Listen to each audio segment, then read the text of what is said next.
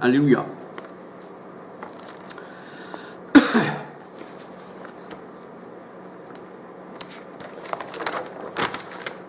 Permettez que je prenne un peu mon temps, alléluia. Vous savez, quand le soldat romain a percé le côté de Jésus, il est sorti du sang et de l'eau. Dans Jean 19, 34. Et la parole de Dieu nous dit que ceci est notre baptême sous la grâce. Ceci est notre baptême sous la grâce. Quand le soldat romain a percé le corps du Christ, la parole de Dieu nous dit, dans Jean 19, 34, ils ont sorti du sang et de l'eau. Alléluia. Et vous savez que la parole de Dieu nous dit dans 1 Corinthiens 10, 4, 1 Corinthiens 10, 1 à 4, que le peuple hébreu dans le désert, dans l'Ancien Testament, il buvait à un rocher qui était Christ. Alléluia. Alors ça c'est écrit, et le rocher a été frappé aussi. Et il est sorti de l'eau, un peu comme Jésus a été frappé avec la lance, qui nous est sorti de l'eau et du sang, voyez-vous. Mais ça, le peuple hébreu, il buvait de l'eau charnelle. C'était une source naturelle, charnelle, pour désassoiffer ceux qui avaient soif charnellement. Alléluia. Mais dans la parole de Dieu, eh bien, ce n'est plus de l'eau charnelle, bien que notre corps en a besoin, mais spirituellement, quand le Seigneur il donne à boire, quand il nous donne à boire, quand il dit dans sa parole, on va voir plus loin, venez à moi vous tous qui avez soif, je vous donnerai une eau, eh bien, qui jaillira en vous jusqu'à dans la vie éternelle.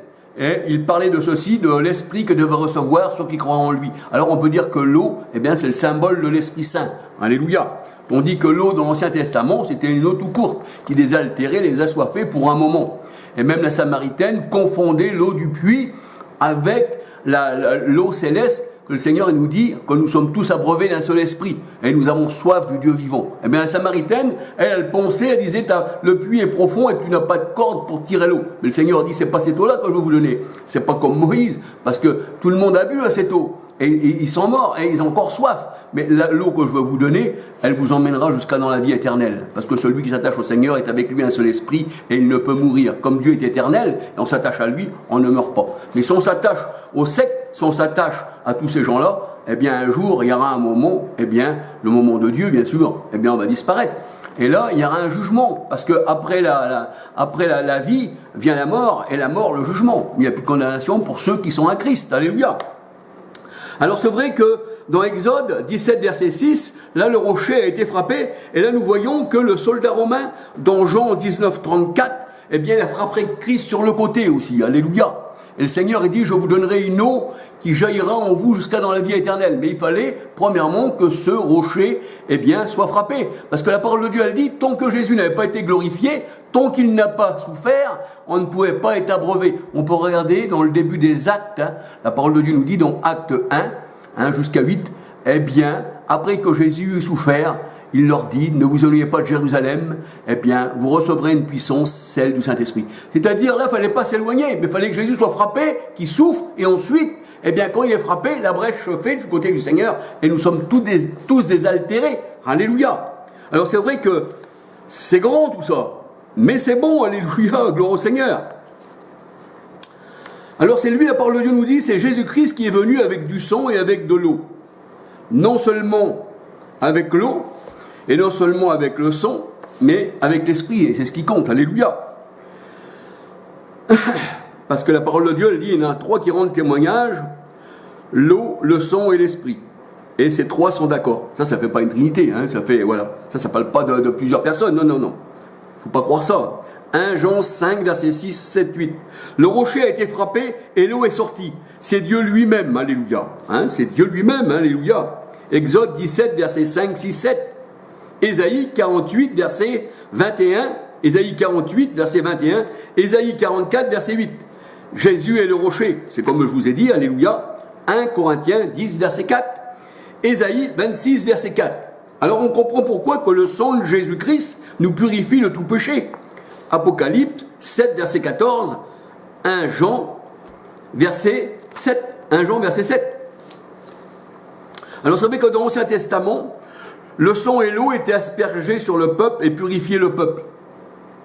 Mais le peuple voyait ce sang et cette eau qui arrivaient sur lui. Tout comme Jésus est sorti de son côté du sang et de l'eau, eh bien, dans l'Ancien Testament, il fallait prendre un animal pour les hommes qui représentaient les animaux, parce qu'ils étaient tous charnels, ils se sont tous combattus contre le Seigneur. Alors le Seigneur leur avait aspergé l'eau d'un bouc, d'une vache, et du sang. Mais ça, les gens le voyaient. Il y en a qui prenaient même du sang avec leurs doigts et puis qui mettaient autour des portes du sang, voyez-vous. Alors, mais ce sang-là, on le voyait. Tandis que le sang du Christ, eh bien, on ne peut pas le voir parce que tout ça, c'est spirituel. Alléluia. Alors, on regarde dans Hébreux 9, versets 19 à 28, eh bien, on s'aperçoit que Moïse, il prenait de l'hysope, il trempait, et il aspergeait le peuple. Là, il n'immersiait pas le peuple non plus, parce que dans la parole de Dieu, c'est toujours des aspersions, c'est toujours des onctions. Le Seigneur, il ne se cherche jamais l'immersion. S'il y a une immersion dans la parole de Dieu, vous allez voir que l'immersion, c'est fait pour la malédiction, c'est pour les gens de mauvaise vie que le Seigneur a détruit. Un peu comme les cochons quand ils ont plongé dans la mer. Et un peu comme le peuple égyptien a été englouti par les eaux. Et au temps de Noé, encore, là, eh bien, les gens ont été, eh bien, immersiés par les eaux et n'ont jamais pu retrouver. Voyez-vous? Mais ça, c'est grand, alléluia. L'aspersion de Jésus nous purifie une fois pour toutes, la parole de Dieu nous dit. 1 Pierre 1, 2. Vous voyez, elle ne dit pas l'immersion. Hébreux 12, 24. Car nous ne sommes plus sous la loi. Romains 3, 19, 20. Pas nous, parce que nous sommes païens, convertis à Christ. Eh bien, ça, c'était pour les Juifs, la loi. Ce n'est pas pour nous, alléluia. Mais nous ne sommes quand même plus sous la loi. J'ai fait une étude à ce sujet, bien sûr. Alors, vous savez que quand le Seigneur Jésus, à la fête des Juifs, à la Pâque des Juifs, la parole de Dieu nous dit que Jésus prit 2 coupes. Il prit 2 coupes, et la première coupe, il le donna à ses disciples, il dit, voilà, partagez-les-vous entre vous. Et la parole de Dieu nous dit, après le repas, Jésus prit une seconde coupe. Donc ça veut dire que la première coupe, ça représentait la loi de Moïse, des animaux, tout ça. Et après le repas, le Seigneur prit une seconde coupe. Et il dit là, voici le sang de la nouvelle alliance qui a été livré pour vous. Alléluia. Qui a été versé pour vous. Alléluia. Alors on peut lire ça dans Luc 22, versets 14 à 20. Luc 22, versets 14 à 20, Jésus a pris 2 coupes. La première représentait la loi de Moïse, et l'autre, eh bien, la nouvelle alliance dans le sang du Christ. Alléluia. Amen. Alors c'est vrai que nous voyons dans la parole du Seigneur, alléluia, eh bien que Jésus n'est pas venu avec un sang étranger, avec le sang de l'humanité, mais il est venu avec son propre sang. Alléluia. Ça c'est bien, parce que là nous voyons que Dieu fait alliance avec les hommes. Vous savez, quand Dieu se fait homme, 1 Timothée 3,16, Dieu a été manifesté en chair.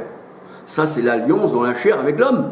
Ça veut dire que là le Seigneur, eh bien, il s'occupe vraiment de l'homme, puisque l'homme est créé à son image. Bien sûr, l'élu est créé à l'image de Dieu. Mais nous ne sommes plus créés, celui qui n'est pas au Seigneur, eh bien celui le réprouvé, celui qui a rejeté le Seigneur, celui-là il est créé à l'image d'Adam, le terrestre. Et la parole de Dieu nous dit que Christ, lui, c'est le nouvel Adam, c'est celui qui est spirituel. Voyez-vous ? Et là, le Seigneur, il dit que celui qui était né de l'Esprit, eh bien, il est né de Dieu. Alléluia. C'est pour ça que la parole de Dieu nous dit dans Jean 1, verset 13-14, je crois, ou 12-13-14, nous ne sommes pas nés du sang, nous ne sommes pas nés de l'homme, ni de la volonté de l'homme, mais nous sommes nés de Dieu, alléluia. Et le Seigneur Jésus le disait, que nous sommes nés de Dieu, parce qu'il le disait à Nicodème, il faut naître d'eau, c'est-à-dire que l'eau c'est le symbole de l'Esprit Saint, maintenant il n'y a plus besoin d'eau, parce que ça c'était la loi, l'eau. C'était Jean-Baptiste, il dit Jean-Baptiste disait dans Jean 1, 31, je crois, oui, il disait, moi je suis venu baptiser pour manifester Christ en Israël. Vous voyez, c'était pour le manifester en Israël. Et Jean-Baptiste, lui, eh bien, c'était le dernier prophète de la loi. On peut voir ça dans Luc 16. Jean-Baptiste, c'était le dernier prophète de la loi. Et jusqu'à Jean, c'était la loi et les prophètes, la parole de Dieu nous dit, dans Luc 16. Eh bien, on s'aperçoit que Jésus aussi, il a été circoncis quand Jean-Baptiste était là, parce que c'était la loi. Il a été circoncis le 8e jour, le Seigneur Jésus-Christ. Il a été présenté au temple selon la loi. C'est pour ça que maintenant, on ne présente pas d'enfants au temple, parce que c'était la loi, et le temple n'existe plus. Alors, comme il n'y a plus de temple, il n'y a plus de loi, il n'y a plus rien, tout a été écroulé. Alors, ça veut dire que tout ça, c'est fini. Les circoncisions, les immersions qui se faisaient, et ci, et ça, et ça, tout ça, maintenant, eh bien, c'est fini, parce qu'on ne regarde plus les choses avec les yeux, mais on regarde les choses avec le cœur. Alléluia. Et tout vient du cœur. C'est pour ça que le Seigneur, il dit, eh bien, purifiez vos cœurs, eh bien, pécheurs. Alléluia. Donc le sang de Jésus-Christ, eh bien le Seigneur il dit, c'est le sang de Dieu. Parce que l'Éternel avait été vendu 30 pièces d'argent. Parce que le Saint-Esprit a versé son sang. Parce que Jésus a été vendu 30 pièces d'argent. Par qui? Eh bien, par Judas l'Iscariote. 30 pièces d'argent. Et ça, c'était destiné par l'Éternel. L'Éternel, la parole de Dieu, elle dit, Dieu se pourvoira lui-même pour l'agneau. Hein, quand Abraham, il prenait son fils et qu'il voulait le donner en holocauste, parce qu'Abraham, c'était quand même celui que le Seigneur aime, et nous sommes des enfants d'Abraham, et que tous ceux qui sont à Jésus-Christ sont enfants d'Abraham. Alléluia. Hein? On regarde partout dans la parole de Dieu, on voit que le Seigneur, il vient simplement toujours en aide à ceux qui sont enfants d'Abraham, comme Zachée. Voici, Zachée descend de cet arbre. Et quand Zachée, il accepte le Seigneur et qu'il descend, symbole d'humilité. Et quand le Seigneur il dit, voici, eh bien, il faut que je rentre dans ta maison, ça, c'est encore un symbole qui veut dire, je rentre dans ta maison de ton cœur, alléluia. Et il dit, celui-ci aussi était un fils d'Abraham, alléluia. Et on peut voir aussi, eh bien, pour cette femme qui était malade, hein, et il dit, fallait-il pas que cette femme qui est une fille d'Abraham soit délivrée de ses péchés, voyez-vous. Alors ça veut dire que le Seigneur il dit, Abraham que j'aime, postérité d'Abraham, en qui je délivre, en qui, eh bien, je donne ma bénédiction. Et tous ceux qui sont à Abraham, eh bien, sont à Christ. Alléluia, c'est que la parole de Dieu nous dit, hein, dans Galates 3, 28, 27, voilà, dans ces choses-là, eh bien, ou 28, eh bien, on peut voir que le Seigneur Jésus-Christ, il est venu pour la postérité d'Abraham. C'est pour ça que le Seigneur Jésus-Christ disait, Abraham a vu mon jour et il s'est réjoui. Alléluia. Pourquoi? Eh bien, parce que tous ceux qui sont à Jésus-Christ sont enfants d'Abraham. Mais le Seigneur a dit, vous êtes enfants d'Abraham. Abraham était le juif. Hein? Abraham était un juif. Et c'est notre père dans la foi. Et si notre père est Abraham, eh bien on est juif avec lui. Et je vais faire une petite étude. L'étude va s'intituler Le salut vient des juifs. Si Dieu permet, alléluia. Mais c'est vrai que le salut vient des juifs. Et là qu'Abraham était juif. Et que nous n'avons pas pour père Constantin. Jamais la parole de Dieu nous dit, eh bien voici, vous qui êtes à Christ, vous avez pour père Constantin, ou vous avez pour père Jean Chrysostome, ou alors Urbain II, vous savez, celui qui faisait les croisades, qui tuait les gens, qui les clouait sur les croix, qui les mettait au feu, qui les écartelait avec des bœufs ou des chevaux, et qui leur perçait les yeux. Ah non, le Seigneur n'a pas dit, vous êtes enfants de ça, non, il n'est pas enfant de Rome. Nous sommes enfants d'Abraham, et Abraham, c'est spirituel. Parce que même encore, je vous le dis et je le répéterai toujours, cette Jérusalem que vous voyez ici en ce moment, eh bien, tout est détruit. Le Seigneur, il dit qu'il l'a détruit et qu'il a formé la céleste, celle qu'on ne voit pas, la nouvelle Jérusalem, qui descend du ciel. Celle-ci, elle descend du ciel, voyez-vous. Toujours, ça descend toujours d'en haut. Parce que le Seigneur, il dit que, eh bien, la bénédiction vient d'en haut, des pères de la lumière. Alléluia. Vous savez que, dans la parole de Dieu, je ne me rappelle plus trop où c'est écrit, mais je sais que c'est écrit. Là, il faudrait que je recherche, mais je n'ai pas recherché, mais vous savez, quand on regarde les versets, on peut retrouver, surtout sur YouTube, tout ça, on retrouve, maintenant on met les mots et tout, ça revient. Eh bien, le Seigneur, il dit que Jérusalem, elle est accusée de ne pas recevoir la pluie sur elle.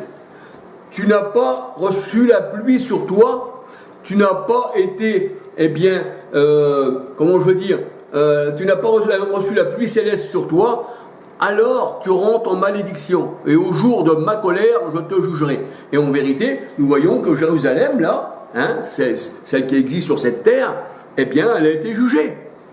Le Seigneur, il l'a rejetée. Ça, c'était plus l'épouse du Christ, c'était une infidèle. Et c'est pour ça que dans cette Jérusalem-là, eh bien, il l'appelle la 3 fois sainte. Oui, pourquoi? Parce qu'il y a les musulmans qui l'appellent sainte, et les catholiques qui l'appellent sainte, et les protestants qui l'appellent sainte. Donc elle est 3 fois sainte, cette Jérusalem-là. Voyez-vous? Mais en vérité, c'est Dieu qui est 3 fois saint. Parce que le Seigneur, il dit dans sa parole, il le dit, il dit, je suis le Dieu 3 fois saint. Saint parce que je suis Père, saint parce que je me suis manifesté en chair, alléluia, et saint parce que je suis l'Esprit Saint. Voyez-vous? Mais ça, c'est pas 3 dieux, c'est un seul Dieu, alléluia, qui a été manifesté en Christ, et qui est venu marcher sur cette terre. Et qui a vaincu cette terre. Mais aujourd'hui, comme elle a été vaincue, cette terre, il n'y a aucune bénédiction sur cette terre-là. Si vous recherchez des bénédictions sur cette terre-là, vous ne la trouverez jamais. C'est pas là que ça se trouve. Le Seigneur il dit, même s'il y avait la guerre sur cette terre, le repos est dans ton cœur, alléluia, parce que tout se tient au niveau du cœur. Vous savez, tout s'est écroulé. Quand le Seigneur il parle du ciel et de la terre qui doit disparaître, sinon la loi ne va pas disparaître, eh bien nous sommes sous la grâce, il n'y a plus de loi. En Romains 10,4, le ciel et la terre, ça représentait l'homme méchant. Ça représentait le monde au temps du Christ. Ça représentait tout ce qui était vilain. Et dans Apocalypse 21, verset 1-2, la parole de Dieu elle nous dit, eh bien je ne vis plus de terre, je ne vis plus de mer, je ne vis plus de ciel, parce que ça a disparu. Voici, je forme un nouveau ciel, une nouvelle terre qu'on appellera épouse. Ésaïe 62, vous avez Ésaïe 62, la nouvelle terre elle est appelée épouse. C'est l'épouse du Christ, alléluia. Donc le Seigneur a fait tout nouveau. Et quand il est venu, eh bien, pour purifier les hommes, comme les hommes marchaient dans le péché, eh bien le Seigneur a dit, voici, je viendrai moi-même, je viendrai non pas avec le son des boucs, je ne viendrai non pas avec le son des taureaux, mais je viendrai avec mon propre son. Alléluia. Et là, on voit que le Seigneur s'est pourvu lui-même en Jésus-Christ. Alléluia. Et le Seigneur, il est venu, eh bien, dans les ténèbres, parce qu'il dit, le territoire de la mort, l'ombre des ténèbres, la Galilée des païens, a vu une grande lumière. Et quand le Seigneur il parle du séjour des morts, bien sûr, eh bien le séjour des morts, eh bien c'est cette terre sur laquelle nous habitons, où Jésus, eh bien, a vaincu. Alléluia. Il a vaincu cette terre, il a vaincu ce monde, et il a dit, j'en fais plus partie. Alléluia.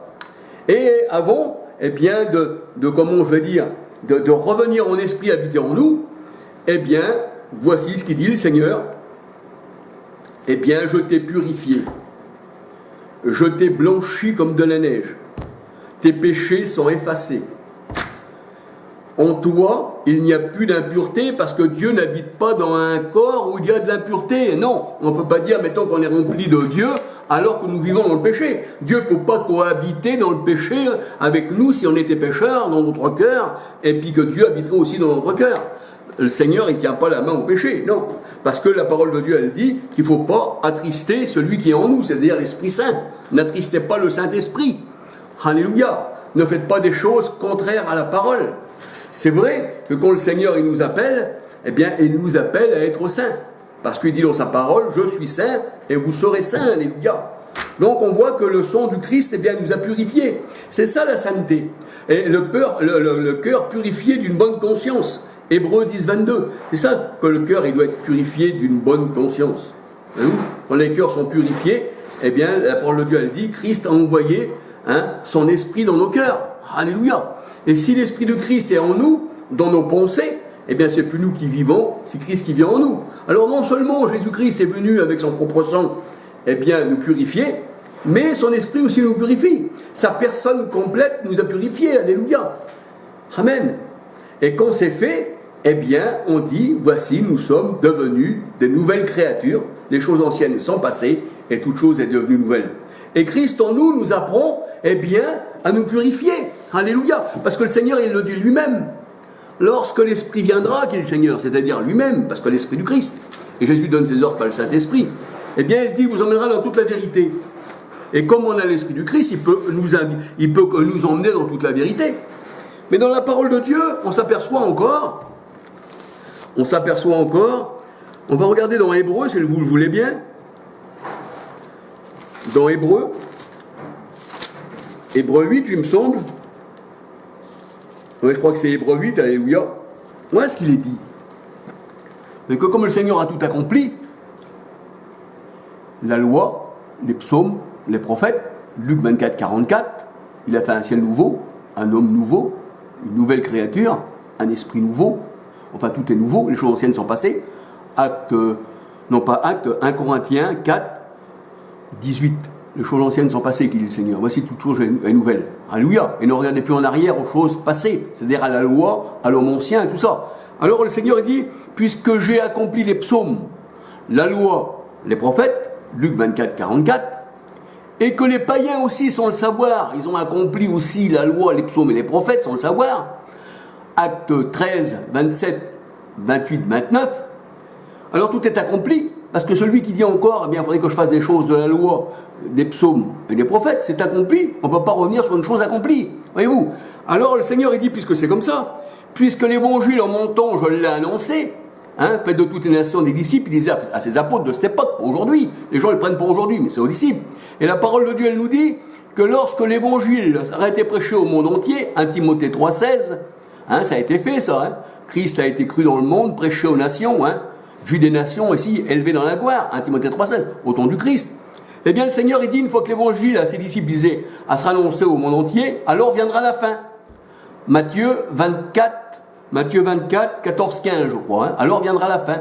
La fin de la loi, la fin de cette terre, parce qu'il l'a jugé, il l'a jeté, il dit, je fais tout nouveau. Et maintenant, le Seigneur, il dit, je ne mets plus mes lois dans un temple fait de pierre, hein, avec des tables de pierre. Il dit, ça, c'était la loi pour les idolâtres, hein, pour les incrédules, tout ça. 1 Timothée 1, 9, 10.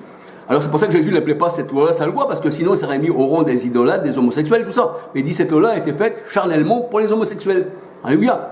Alors, comme le Seigneur, il a enlevé tout ça, qu'il a tout fait, qu'il a fait l'homme nouveau et tout. C'est pour ça qu'il dit que maintenant, aujourd'hui, on a une liberté totale, hein, et que les disciples, ils ont dit, on ne va pas leur imposer autre chose aux païens qui rentrent dans l'église, qui se convertissent au Seigneur, des animaux étouffés, du sang et de la débauche et des idoles. On ne leur met pas d'autre charge. Voyez-vous, il n'y a pas d'autre charge. Ils n'ont pas dit, il faut refaire autre chose. Alors le Seigneur a dit, puisque j'ai mis mon esprit en toi, que j'ai mis mes lois dans ton cœur, alors là, on va se laisser guider par la parole de Dieu, qui est écrit dans Hébreux 8, 10, hein, jusqu'à 13. Alors on va regarder. Mais voici l'alliance que je ferai avec la maison d'Israël.